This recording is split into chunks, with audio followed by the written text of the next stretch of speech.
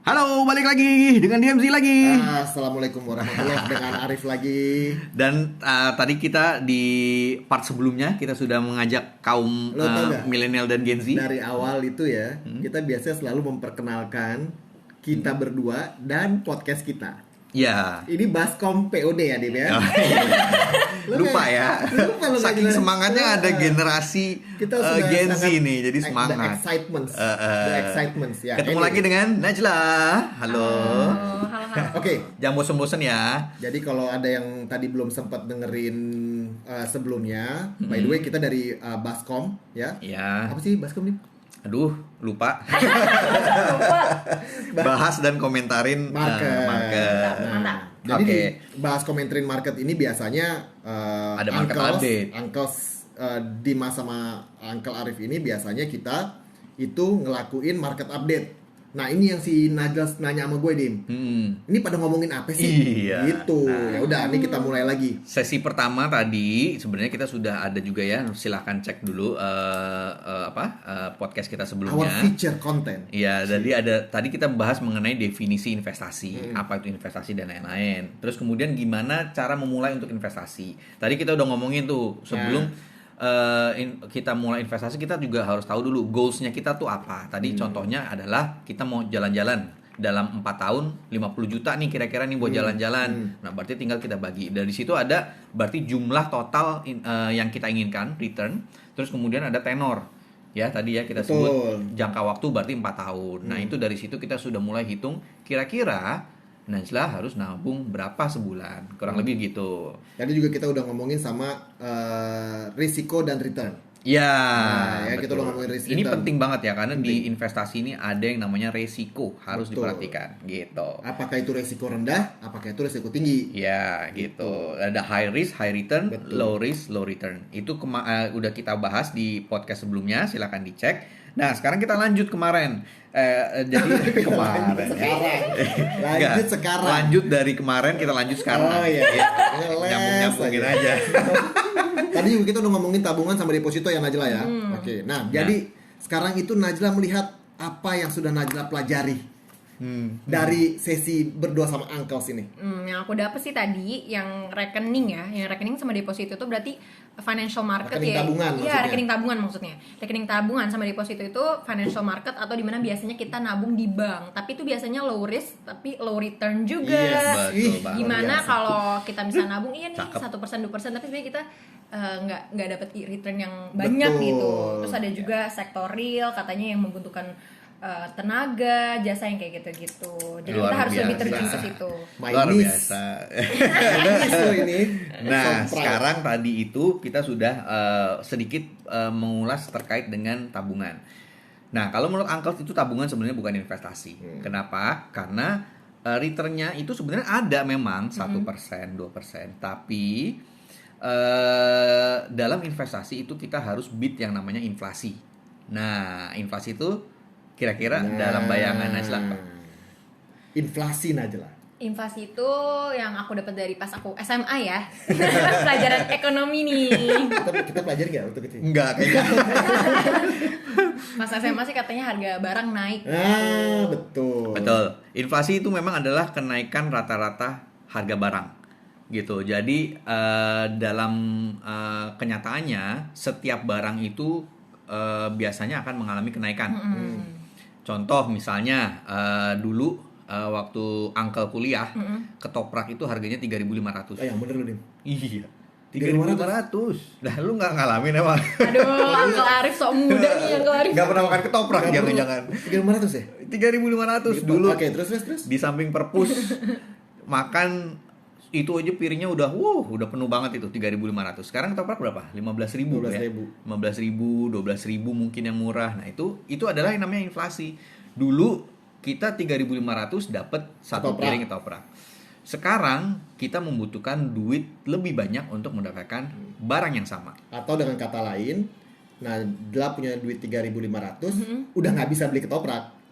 Gitu. Nilai 3.500 itu berkurang karena mendapatkan barang yang jauh lebih sedikit dibandingkan dulu misalnya kayak gitu. Nah, jadi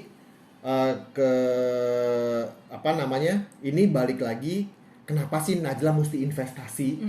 Karena hal-hal ini tadinya Najla taruh di tabungan aja deh gitu.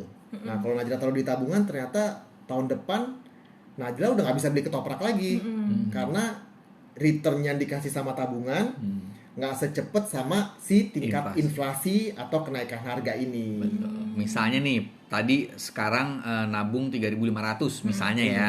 3.500 sekarang bisa beli ketoprak. Kita nabung nih di bank, dapat bunga 1%, 2%. Ternyata tahun depan harga ketopraknya naik 5.000 gitu misalnya. Nah, ternyata tapi dari tabungan itu returnnya paling cuma misalnya 4.000. Nah, itu makanya sebenarnya secara real duitnya Najwa nilainya itu berkurang. Alias berarti tabungannya itu mempunyai nilai yang lebih sedikit dibandingkan seharusnya. Mantap kan? Nilai mata uang menurun. Ya, nilai uangnya berkurang. Nilai uangnya. Gitu. Ini relate ke Najla punya cita-cita tadi. Mau beli tiket ke Jepang. Sekarang misalnya tiket ke Jepang misalnya I don't know 10 juta misalnya. Tapi nanti 4 tahun ke depan bisa lebih tinggi dari bisa itu. lebih tinggi lagi, bisa. Betul. Najla ternyata kok 50 juta tadinya sambil jajan bisa buat pakai jajan sekarang jadi nggak cukup karena harga tiketnya jadi 15 juta gitu. Jadi berkurang nih untuk hotelnya. Nah, inilah kenapa jadi Uncles ini ngasih tahu Najla harus mulai investasi. Nah, inilah tujuan investasi itu sebenarnya. Jadi uang Najla tidak ciut, tidak mengecil nilainya. Intinya harus bisa mengalahkan inflasi. Nah, kira-kira dapat bayang nggak inflasi di Indonesia itu kemarin berapa? Aku nggak tahu sama sekali. Itu. Sebelum itu aku mau nanya deh. Berarti kalau kita masuk ke situ berarti aku mau nanya nih, berarti ini berhubungan ya sama orang-orang yang suka baca berita dulu kita sebelum ini gitu. Yes, itu Aku dia. nggak ngerti tuh kayak Nah, gitu-gitu. nanti kita akan mungkin nggak di part yang ini, di part berikutnya nanti kita akan jelasin kenapa ada podcast ngobrolnya Uncles 2 ini. Iya, Uncles 2 ini. Iya, nanti akan kesana arahnya. Oke. Kita akan bikin Najla abis ini jadi duta Baskom. Kemana-mana harus pakai baskom. Gitu. Najla gitu. Jadi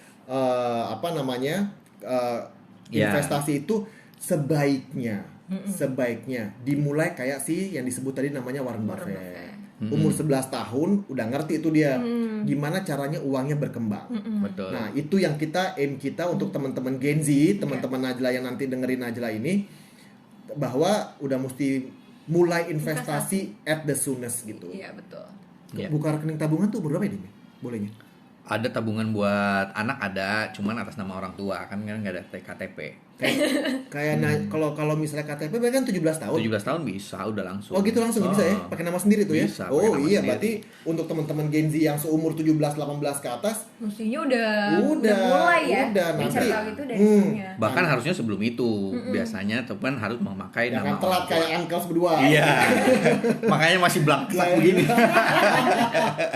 Belum ke Jepang-Jepang. Mau nabung-nabung nggak dapet. Nah, jadi itu kita juga semangat ngajak ngenalin ini sama Najla dan teman-teman semua karena at the end of the day impiannya. Nah, kita ngomongin aja tadi masih ngomongin tiket ke Jepang misalnya. jalan-jalan untuk tujuan yang lebih gede lagi. Mau beli mobil, Mau beli rumah. atau apartemen. Nah, itu udah mesti mungkin banget gitu. Tapi ya itu tadi mulainya mesti lebih cepat. Sama pemilihan investasinya apa aja itu udah mesti cepet-cepet dilakuin. Buru-buru nggak? Buru-buru. Iya, betul. Buru-buru. Jadi Iya. prinsip-prinsip investasi itu nggak boleh hilang. Karena kalau di tabungan doang ya aman kayak tadi yang dibilangin sama Uncle Dimas gitu. Ya aman, nggak akan turun. Tapi cukup nggak buat beli ketoprak lagi tahun depan? Nggak cukup. Betul. Gitu. Dalam set goal juga kita harus mempertimbangkan yang namanya tadi inflasi. Gitu. Karena nanti ya tadi tiket ke Jepang itu mungkin sekarang 50 juta ya kita harus hitungin lagi berarti mungkin 4 tahun lagi nggak 50 juta gitu, tapi ada inflasi. Nah, makanya kita juga investasi, kita harus nabung di instrumen ataupun di suatu tempat yang bisa mengalahkan inflasi. Betul. Nah, tadi makanya kita singgung inflasi kemarin itu jadi inflasi itu di Indonesia itu dikeluarkan sama BPS, Badan Pusat Statistik Indonesia. Dia itu yang ngitung-ngitung tuh harga cabai berapa naiknya, beras berapa, minyak berapa, harga kebutuhan pokok berapa. Semuanya dihitung di rata-rata. Nah itu kalau nggak salah per terakhir itu di bawah 2% lah inflasi di Indonesia. 1,66 itu tahun bulan lalu ya kalau nggak salah. Nah di rekening bank itu kurang lebih 1% sampai dengan 1,5 biasanya tabungan, kecuali memang tabungannya punya special rate. Nah itu memang beda lagi, tapi secara umum rata-rata 1%, 2%. Nah itu kan berarti harusnya nggak banyak ya. Artinya kalah sama inflasi. Betul. Nah deposito itu memang tadi resikonya lebih tinggi nih, karena ada Najla nggak bisa ngambil setiap saat. Iya, setiap saat. Tapi dia bisa memberikan return yang lebih besar, 3% contohnya. Jadi itu masih ya untung kalau kita anggap Cukup-cukup aja lah. 1% doang. Jadi nabung 10 juta cuma dapat 100.000 misalnya gitu. Nah, itu kan secara realnya kurang lebih seperti itu. Nah, sekarang kita harus belajar gimana caranya kita menaruh di investasi yang lebih menghasilkan. Nah, contoh-contoh investasi itulah yang nantinya kita akan bahas. Gitu. Jadi sekarang udah jelas dulu ya kira-kira kenapa harus investasi ya. Inflasi, ada faktor inflasi. Balik lagi tadi ya, kayak Najla tadi tetap aja balik ke sektor real kah, ke temen Najla bikin bisnis gitu, Bikin kue tuh kadang-kadang. Gitu, kayak bakery banyak kan, jualan kopi misalnya. Jualan kopi. Nah itu one of salah satu channel investasi. Temen Najla tahu mau bikin kedai kopi, keren nih, dia bakal bikin konsepnya nih gitu. Nanti Najla invest di dia. Nanti biasanya kalau orang udah punya usaha itu tiap tahun bagi-bagi hasil keuntungan. Nah itu juga salah satu channel untuk berinvestasi. Gitu. Okay. Gimana? Menarik ya? Menarik banget. Kan? Nggak sabar banget. Nah, gitu. Nah bener juga nggak sabar. Jadi harus aim kita itu adalah gimana biar The sooner the duitnya better gitu the ya. sooner the better, dan duitnya teman-teman Gen Z ini nggak menciut. Betul. Gitu. Jadi tadi kita udah bahas setting goal, set nabungnya berapa, investnya kira-kira di mana. Nah berarti kan kita harus cari nih yang mengalahkan investasi. Nah untuk tadi kita udah sempat bahas juga di sebelumnya, ada yang namanya high risk, high return. Nah itu yang benar-benar harus diperhatikan buat teman-teman semua gitu, karena ya tadi tabungan resikonya kecil, tapi kecil banget returnnya. Deposito dia udah semakin naik nih resikonya, tapi returnnya juga udah semakin naik, tapi sebenarnya masih kecil. Nah ada lagi nih yang namanya tadi udah sempat dibahas juga, udah sempat disinggung Najla terkait dengan saham ya. Nah itu juga bisa, tapi saham itu memiliki resiko yang lebih tinggi, lebih tinggi. Udah tinggi. Nah, dari sisi apa misalnya, Dim? Jadi saham itu kan sebenarnya kita belajar dulu definisi saham itu apa. Tahu nggak Najla kira-kira saham itu apa? Enggak. Wih ngeri nih, kita udah mulai ke agenda yang lebih berat. Iya, jadi agenda yang lebih berat. Kita udah mulai masuk ke jenis investasi apa aja nih ya. Kita kategorikan berdasarkan resiko lah kurang lebih. Jadi tadi udah ada depo, obligasi. Nah kita udah ada sekarang ini udah mulai agak naik nih levelnya nih. Kita resikonya udah mulai tinggi. Walaupun nggak setinggi cryptocurrency. Udah tahu ya cryptocurrency. Wah. Najla, produk-produk investasi di financial market itu yang Najla tahu apa aja sekarang? Financial market. Kalau financial market biasanya saham, tadi Najla udah sebut saham. Oh, iya. Apalagi Najla tahu? Kripto tadi kan. Kripto, terus apa lagi? Obligasi. Oke. Apalagi ya? Pada dasarnya emang cuma itu aja sih, Dim. Ya. Oh, emas tuh. Emas. Oh iya, Emas. Oh iya, bisa orang tuh beli emas kecil-kecil gitu loh. Yes, betul. Nah, zaman dulu biasanya tuh zaman dulu nih, zaman orang tua uncles itu biasanya emak-emak itu ke pasar beli bener-bener emas gelang, dalam bentuk gelang, perhiasan kayak gitu, kalung gitu. Itu dulu zaman dulu. Sekarang Uncle Dimas belinya bongkahan. Iya. Amin dong, Dim. Amin. Sekarang udah banyak, nggak cuman perhiasan tapi dalam bentuk kepingan ya, Iya, tadi kepingan, seperti Najla bilang, atau bahkan sekarang bisa langsung ke komoditasnya. Jadi nggak dalam bentuk, tapi nggak dalam bentuk fisik, tapi dalam bentuk kayak saham juga, papers gitu. Di aplikasi Dim. Iya, sekarang udah ada gitu, beli emas, Iya. trading namanya komoditas emas gitu. Okay. Ada lagi orang kalau misalnya uangnya banyakan zaman dulu, kenapa kalau Najla lihat zaman dulu itu pada beli rumah, beli tanah. Nah, Ya. itu juga dulu investasi. Jadi jenis investasi ini banyak sekali sebenarnya. Betul gitu. Tapi ya kita sekarang bahas sedikit-sedikit nih ya. Tadi udah depo, deposito ya, terus kemudian sebelumnya ada tabungan, terus ada yang saham. Nah, kita bahas saham dulu apa obligasi dulu nih, karena ini dua-duanya adalah hal yang sama dan nanti biasanya itu dibungkus dalam satu Wadah wadah produk. namanya reksadana. Pernah denger nggak? Pernah banget. Reksadana itu adalah kumpulan dari biasanya obligasi atau saham. Nah, makanya kita belajar dulu nih mengenai obligasi sama saham. Gitu. Nah, jadi kalau tadi Najla kan sempat cerita tuh obligasi gitu, yang gampang aja deh. Obligasi itu benar tadi yang Najla bilang tuh surat berharga. Tapi lebih berikutnya lagi yang mesti dijelaskan adalah obligasi itu adalah surat hutang. Ya. Surat hutang. Jadi obligasi surat hutang, saham itu surat kepemilikan. Betul. Jadi misalnya nih ya, kita contoh nih suatu perusahaan. Yes. Perusahaan ini Perusahaan Dimas and Co. Iya. ya kita ambil contohnya yang beneran aja dah, real. Yeah. Misalnya Indofood. Indofood itu mulainya kan pasti nggak langsung gede gitu kan. Iya. Dia mulainya dari kecil, misalnya dia bangun pabrik dan segala macam. Mungkin awal-awalnya dia punya dari duit sendiri. Ya, dari duit sendiri mereka mungkin nabung bikin usaha, beli mesin dan segala macam peralatannya ya. Oke. Nah, kemudian semakin besar itu mereka biasanya butuh duit buat expense, beli pabrik lagi lah, beli truk Karyawan tambah lah, banyak. Iya. gitu. Nah, itu biasanya duitnya dari mana? Ya tadi kan mungkin dia punya duit sendiri, atau yang kedua mereka bisa minjem sama bank biasanya. Nah, itu juga bisa tuh minjem sama bank mereka. Nah, kalau misalnya bank itu kan juga nggak bisa sembarangan ngasih pinjaman Pinjaman. ke orang. Biasanya ada limitnya dan lain-lain. Nah, kalau udah ngomongin pinjaman sama bank, mungkin juga terbatas, nggak bisa banyak-banyak. Iya. Nah, yang kedua yang bisa dia lakukan adalah dia mengeluarkan yang namanya surat hutang. Nah, surat hutang itu adalah intinya dia mengeluarkan kayak sertifikat lah contohnya ya, bahwa nih Najla, kita minjem sama Najla ya 10 juta, tapi kita pinjem selama contohnya ada yang namanya tenor. Tenor itu jangka waktu, setahun, 2 tahun, 3 tahun, 5 tahun. Nanti di surat obligasi itu misalnya kita anggap 3 tahun ya, contoh ini saya pinjam 10 juta sama Najla, dalam 3 tahun saya akan kembalikan utuh 10 juta. Ya, Oke. tetapi Mau nggak? 3 tahun Najla pinjemin 10 juta, 3 tahun pas jatuh tempo Najla cuma dibalikin 10 juta lagi. Nggak mau itu karena Nggak itu mau. udah nggak ada harganya. betul. Nah, tapi gimana supaya Najla mau? Kita tawarin bunga interest rate biasanya gitu.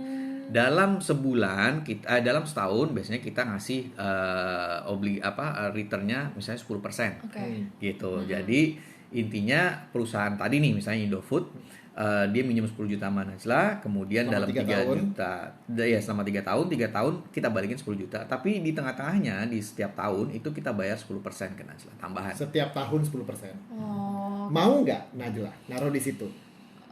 Dikit nggak sih 10% itu? Tadi kita pertanyaan bagus. Pertanyaan bagus. Tadi kita udah ngomongin tabungan. Tabungan itu tadi kita sebutnya berapa nih? 1%, 2%. 1%, 2%. Deposito Itu setahun juga 3%. loh, Iya. Najla. 1 tahun 1%, 2%. Ini 10%. Tapi itu lebih besar daripada nabung di bank. Oh, iya. Ya. Ya udah. Oke. Mau nggak? Oke. Nah, tapi harus dilihat dulu resikonya seperti apa. Nah, tadi kan 10%, berarti gede dong. Iya. Nah, berarti lihat dulu resikonya. Nih Indofood kira-kira dalam 3 tahun masih ada nggak ya? Gitu kan. Contohnya bisa aja dia 3 tahun ternyata bangkrut misalnya ya, gitu kan. Atau 3 tahun dia punya prospek yang lebih bagus nih. Ya udah, Iya. wah ngebagus 10%, oke lah itu berarti gitu kan. Nah, itu Sama satu lagi resiko Najla itu adalah 3 tahun duit Najla nggak bisa diambil-ambil. Iya, benar. Jadi likuiditas tadi ya. likuiditas jadinya tadi. Boleh Najla ambil, tapi belum tentu 10 juta lagi loh, Iya, gitu. Bisa dijual ke orang. Ya itu lebih mekanis lah, Iya. lebih teknis. Nah jadi itu obligasi. Oke, paham. Ya, Ada jadi- pertanyaan? Tidak ada, paham. Jadi ada jatuh temponya, Ya. ada tingkat pengembaliannya berapa, Najla akan dikembalikan sebesar berapa pas jatuh tempo. Betul. Ya, itu it's a very basic obligasi. Ya, jadi karakteristik obligasi itu ada jangka waktu tadi, ada bunganya gitu kan. Tapi sebenarnya jenis-jenis obligasi itu banyak. Banyak. Yang ngeluarin itu kan tadi kita contohnya Indofood. Perusahaan itu namanya obligasi korporasi karena surat berharga yang dikeluarkan oleh korporasi. Tapi ada juga sekarang pemerintah mengeluarkan obligasi juga. Najla pernah dengar nggak yang namanya ORI, Sukri? Sukuk retail. Enggak pernah dengar. Nah, Itu jadi pemerintah juga butuh uang. Mm-mm. Caranya pemerintah dapetin uang dari mana? Dari ngutang. Dari ngutang, akhirnya pemerintah mengeluarkan namanya obligasi. Obligasi pemerintah, government bonds bahasa kerennya. Itu nanti ditawarin ke Najla. Najla, kita ada nih yang tadi Uncle Dimas bilang, ada yang namanya obligasi retail ORI, ada satu lagi namanya sukuk retail. Itu mulainya kan murah, Dim ya? murah 1 juta 1 juta kalau nggak kan ya? salah. Dengan 1 juta, Najla sudah memberikan hutang ke pemerintah. Ada. Gitu. Karena kan dalam pemerintah itu sama kayak perusahaan juga. Intinya dia punya pendapatan dari pajak biasanya kan pemerintah, tapi dia juga pengeluaran. Ada pengeluaran membiayai proyek, membiayai Bikin jalan. COVID, jalan dan segala macam. Nah, itu kan semuanya butuh biaya. Nah, sekarang kalau misalnya pendapatannya lebih rendah, kayak contoh nih, pajaknya kan kemarin gara-gara COVID orang pendapatannya otomatis lebih rendah. Pajaknya menurun. Tapi di satu sisi dia harus bayarin orang-orang yang kena COVID, bayarin vaksin dan lain-lain. Nah, itu kan pasti pengeluarannya lebih banyak. Nah, makanya biasanya pemerintah mengambil utang tadi itu dengan contoh tadi mengeluarkan surat obligasi tadi, surat hutang dalam bentuk obligasi retail Indonesia. Karena untuk ditujukan oleh nasabah-nasabah retail perorangan. Gitu. Nah, sekarang gini, kalau menurut Najla, kalau misalnya tadi nih, misalnya Indofood tadi supaya mau 3 tahun, dia nawarin 10%. Kira-kira kalau misalnya pemerintah menawarkan supaya mau, itu kira-kira di rate berapa kuponnya kira-kira? Lebih rendah dari 10% atau Biar lebih aku tinggi? mau. Lebih tinggi dong. Lebih tinggi. Iya nggak sih? Kenapa? Ya biar untung aku lebih banyak. Betul. Dari sisi- mintanya betul. Bener, mintanya bener. bener. Tapi- Pokoknya minta lebih tinggi gitu. Betul, betul. Itu kan biasanya permintaan dari orang yang Yang minjemin. Yang mau- dipinjem. Oh iya ya, yang Dari peminjam, Iya, dari peminjam. peminjam. Peminjam. Tapi dari sisi tadi nih basic high risk high return, ya kita balik lagi ke high risk high return. Menurut Najla lebih beresiko mana minjemin kepada Indofood atau kepada pemerintah? ke Indofood. Lebih high risk Lebih- yang mana? lebih Ke beres- pemerintah. Karena menurut aku itu lebih luas nggak sih? Oh. Dan bisa aja dia itu kayak pembangunan COVID gitu-gitu. Oke. Itu Efek. Itu bener. Itu bener juga Bener, sih. bener, Iya, bener. pandangan bagus juga Betul. nih dari Iya, kacamata milenial ya. Nah, Gen Z. Gen Z, betul. Jadi kalau misalnya obligasi itu tadi risiko misalnya. Risikonya Najla minjemin ke Om Dimas duit sama minjemin ke Indonesia duit, kemungkinan yang akan nggak bayar utangnya ke Najla kemungkinan lebih besarnya siapa? Apakah Om Dimas, Ragu deh. PT Dimas Jaya yang jualan motor, atau pemerintah secara keseluruhan? Yang mana yang kemungkinan nggak bayar utang sama Najla? Mungkin Om Dimas Ya, kan. iya. Karena pemerintah lebih bisa Kayak dijamin. dilihat muka gua langsung begitu deh jawabnya. Nah, analoginya kayak gitu. Karena pemerintah itu lebih bisa menjamin. Betul. Oh, oke. Jadi karena apa? Kalau pemerintah duitnya ya sehat gitu, penerimaan pajaknya bagus. Nah, kayak Om Dimas tadi, oke. itulah yang kata tadi poinnya Uncle Dimas itu, risknya itu apa? Risknya adalah kemampuan Uncle Dimas Untuk membayar. untuk membayar utang ke Najla, compare tuh pemerintah. Oh, karena mungkin Om Dimas itu juga belum tahu sukses atau enggaknya. Betul banget. Bisa aja Om Dimas tuh fiktif. Oh, oke. Bisa aja. Resikonya besar. Ya, cuma buat ngambil duitnya Najla doang gitu. Oke, Itu oke, dia oke, kabur iya. gitu. Iya, betul, Nah, betul. itu hubungannya ke High risk high return high risk, tadi. high return. Gitu. Najla bisa bilang, kan pemerintah misalnya ngeluarin surat utang obligasi Iya, iya. retail, ngasih Najla 6%. Gitu. Sekarang sekitar segitu. 5%, 6% per tahun. 3 tahun produknya. Iya. Terus datanglah Dimas, Najla punya nih uang 10 juta. Iya. Datang Dimas, Najla udah mau beli nih obligasi pemerintah, udah mau beli nih. Oke, gue mau beli obligasi pemerintah. Datang Dimas. Najla, daripada Najla kasih ke sana kan cuma dapat 5-6% nih. Gue ada 10% nih gitu. Nah, mau ke Uncle Dimas aja nih 10%. Masih mau apa enggak? Gak mau. Gak percaya dia.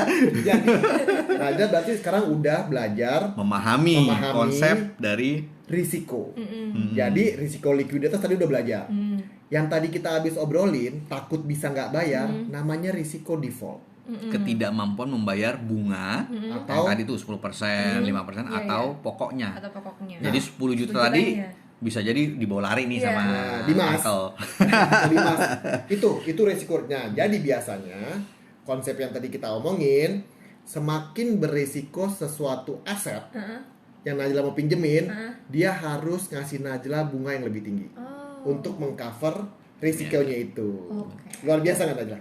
Luar biasa. Tapi Luar aku biasa. mau nanya deh, kalau misal, tapi kan gimana caranya Om Dimas itu bisa bawa lari uang aku gitu? Kan dia ada, kan aku nyimpen suratnya. Oh iya. Om Dimas, Terus kalau saya kabur, Uncle keluar Dimas negeri? kabur? Emang nggak bisa ya kalau misalnya aku pengadilan gitu? Bisa, Bisa bisa, banget kan? bisa banget. Tapi kalau orangnya udah nggak ada, Nah, gimana cara taunya kita itu bisa menjamin kepercayaan kepada dia? waduh, itu agenda ketiga atau keempat kita bakal omongin. itu bagus tuh. Bagus Jadi terkait dengan obligasi itu Saham ada juga yang nih, namanya, ujungnya kayak gini. ya ada yang namanya kalau obligasi itu ada yang namanya credit rating. Wah. Jadi peringkat Nanti aja, tapi jangan sekarang. Nanti aja. Tapi konsep itu Najla udah tahu is very good. Bahwa Najla udah tahu ada risiko minjemin duit nih, gitu. Kalau misalnya nih orang ada risiko minjemin duit, berarti satu, Najla minta bunga yang lebih tinggi. Masih nggak percaya juga, minta jaminan.